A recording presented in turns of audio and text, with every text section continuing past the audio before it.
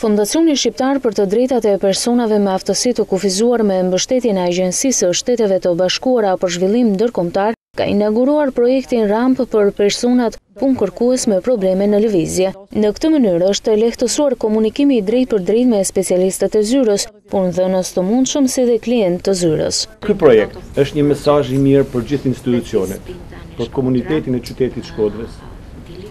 dhe bashkojë në këtë lloj përgjegjësie të përgjithshme edhe komunitetin e biznesit në Shkodër që të bëhet pjesë e konkretizimit të kësaj iniciative për t'i ofruar shanse të barabarta edhe këtij target group që të jetë pjesë e zhvillimit ekonomik të qytetit Shkodrës. Edhe në këtë buxhet që kaluam kemi një fond me destinacion pikërisht në favor të këtyre njerëzve, të këtij target group, për t'i ndihmuar ato, për të ndërtuar një infrastrukturë nevojshme që ato të jenë pjesë e kualifikuar